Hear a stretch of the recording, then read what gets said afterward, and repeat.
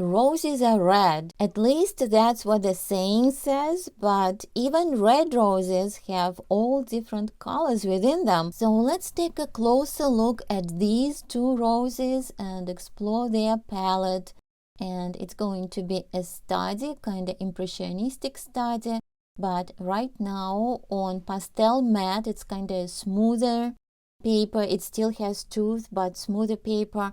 So on Pastelmat, I'm working with a harder pastel, basically just like a sketching material for me right now.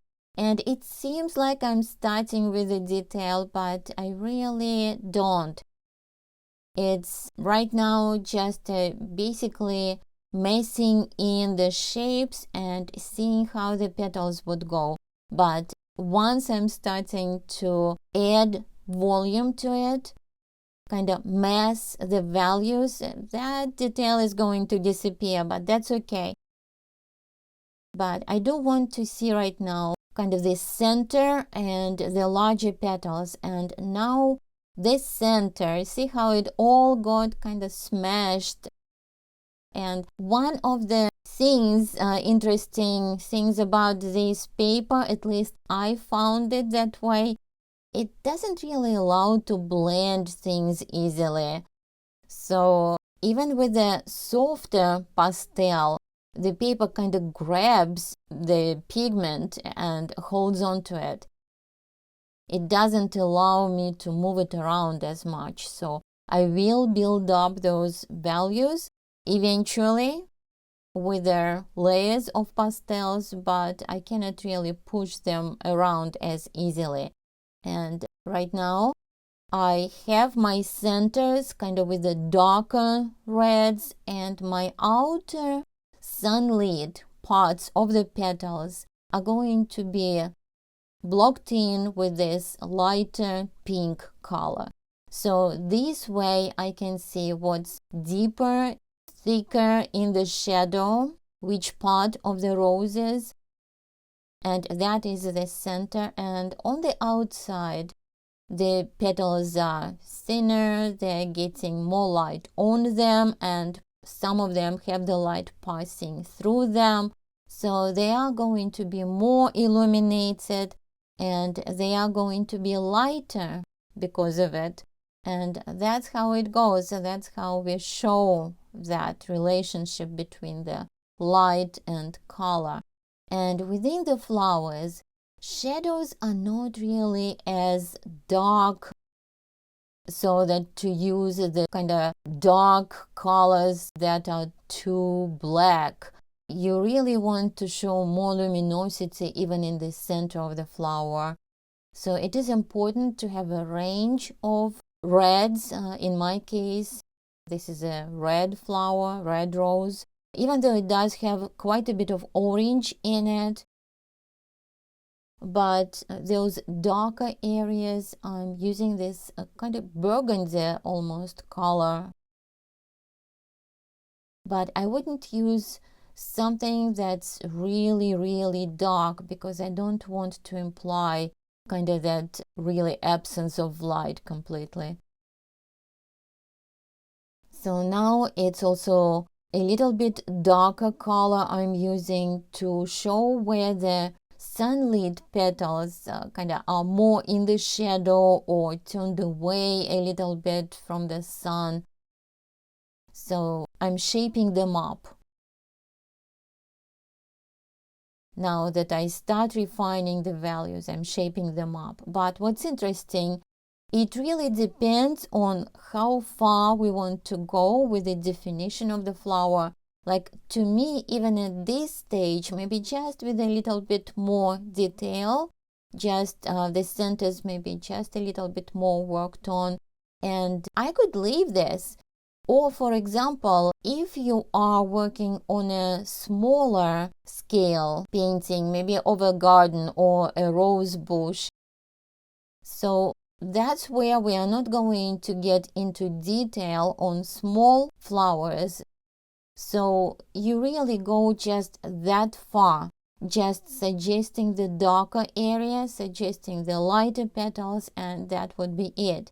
But here it's a little bit more detailed study, even though not maybe so much into detail as some kind of more realistic, more photorealistic artists would take it. But for me, it's a study of colors. And before my reds, the reds I was using, the pinks, they were kind of on the warmer side, closer towards orange. But now I also added a little bit of a cooler pink on those top petals. And here just a touch of that darker color, kind of more towards not black, but kind of that darker brownish burgundy, just to push those really recessed areas in. And now I also can kind of suggest those darker areas between the petals. Before it was just kind of all more even blocking of that darker red color, but now pushing some of the deeper areas in with that darker burgundy, darker red, and adding some of the lighter red on the edges, even within the shadows. I am going to get a little bit of a detail within the shadows. And it is important to keep in mind constantly when we are working on the flower how much lighter the sunlit, the directly sunlit or the glowing petals are than those that are within the shadow, because otherwise it's very tempting to just keep using the same red, the same pink from the sunlit part into the shadow, and then the flower looks flat. So we don't want that to happen. And now a little bit of this kind of greenish, almost ochre. And if we look closer into the shadow part, there are colors like that, kind of greenish colors. And I think it just adds a nice variation to the color in the flower. And whenever I can find that, whenever I can bring that variety into it, I think it just makes it more interesting, makes the whole palette of the flower more interesting. But of course, you don't want to just, for the sake of having all the different colors, to do that. But there should be a hint of it to begin with, and then I can exaggerate it. And now once I have the main colors built up, the base colors, and have some variation within that built up, now with this lighter pink, I can start really pushing that glow in the petals that let the sun pass through them. And there are only a few. This one in particular has definitely that glowing bottom, but I'm not really going to create the exact shape because it's kind of too symmetrical. But I think just at least one side of it, maybe like more emphasized. And for the edges of the petals within the shadows, I'm using the color that's a little bit more subdued, like that orange, but a little bit more toned down orange. So that doesn't stand out as much as what's in the direct sunlight. So that's that relationship between shadows and lights, and that's important. I keep mentioning that, and it is one of those things that makes your work three-dimensional, looking three-dimensional. Otherwise, it's just the same value through the whole object, and the object looks flat. So that's why the values are so important. And if there's a little bit of that reflected light somewhere on the petals inside, within the shadows, I would use that warmer red to show that. That's the logic kind of working on this, and even though I'm not going to repeat all these petals exactly as they are, and it's going to be maybe a little bit more simplified or a lot more simplified, I just want to get the general idea where the flower is thicker, where it has that center, where all the petals are folded and it's more dense, it lets less light through it, and also where the petals let the sun pass through, they are glowing. And also now I'm using this kind of lavender color, and see, even that I can definitely see hints of it in the flower, in the reference, and see what it does. It just kind of definitely adds almost like a sky reflection into that a little bit. And it's such a beautiful contrast with the warmer reds and pinks and those cooler, kind of more blue pinks, reds. And I even used that purple for the center a little bit. So we have a little bit of a variation here. It is so interesting for me to work with all these pinks and reds and oranges, because normally my palette, even though it's pretty vivid, pretty colorful, it's not really using as many reds or oranges. But when I paint the flowers, that's such fun. That's so much fun to play with those colors. Usually, like I mentioned, it's a lot of seascape colors, greens, blues, which are beautiful, gorgeous colors, and I love them. And I run out of those colors a lot sooner. Pinks and oranges and yellows, they last a lot longer. Probably initially, when I bought those pinks and oranges, I still have them. But when I was starting painting with pastels, actually, for a while, I was trying to paint flowers and in a large size, kind of 18 by 24 inches paper.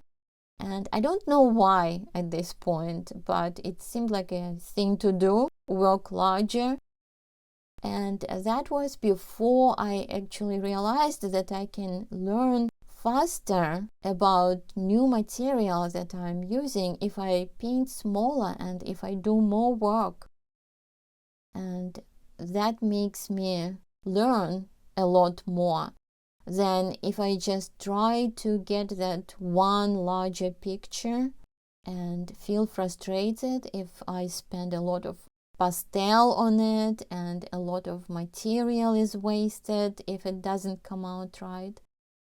So that's one thing to keep in mind if you still learn about material that you're using, pastels particularly here, right? Maybe working smaller initially would be a better choice. Some people just cannot work small. For me, I can go from really smaller size to large enough, like 24 by 36 maybe, something like that would be my larger work at this point. And now that I have the flowers pretty much detailed, maybe not as far as eventually I would have them, but I wouldn't do that much more. But see how nice it is to have a little bit of that framing that leaves are doing.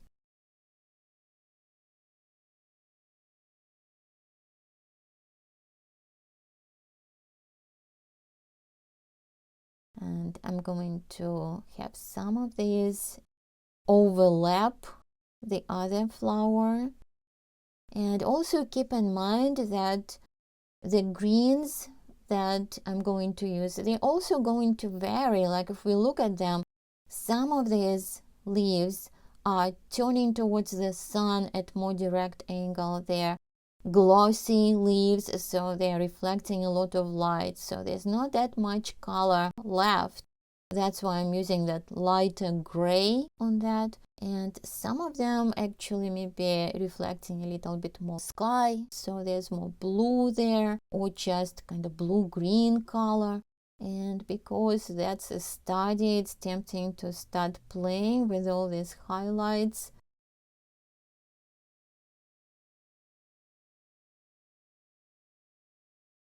And I think I liked that leaf before when it was more simple, but that's okay. Like I said, it's a smaller size study and I can do things that I want to try.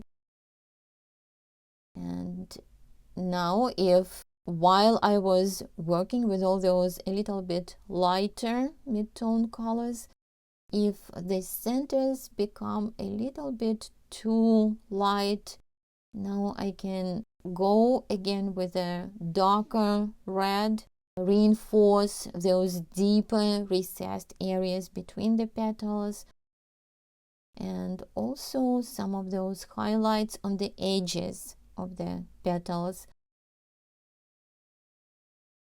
And a little bit more glow. Now at this point I can really push that glow, and I'm not just going to grab a white color or the pink that's almost white.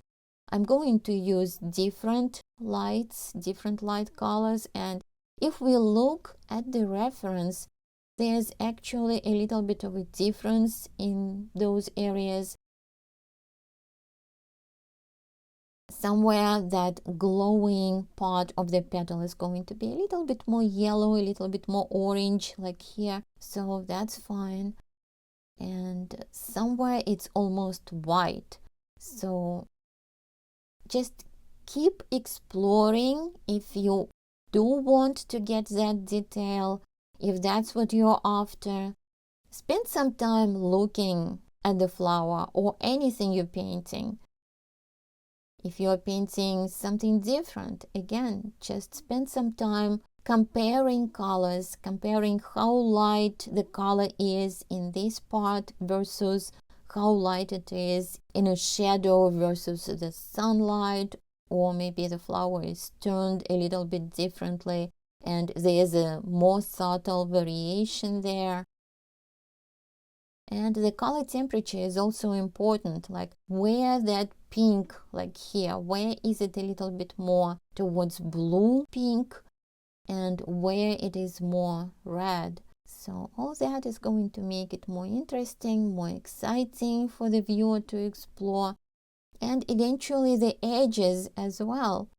Like right now at this point, I definitely want to spend some time finalizing those edges. And I pretty much have enough of that already here, but maybe in some centers I want to push that a little bit more, or on the outside to get some of that sharper, more crisp detail and push a little bit more those final glow areas. So that's pretty much it. And if you enjoyed this demo, please give it a like. And check out my Luminous Flowers course. I have the link in the description below, and I have more roses in that course, and not only other types of flowers as well. And the focus is on the color, not on painting photorealistic flowers, but the flowers that are glowing, more expressive flowers that capture the light within their petals. So I hope you check it out, and thanks for watching. I will see you in the next video.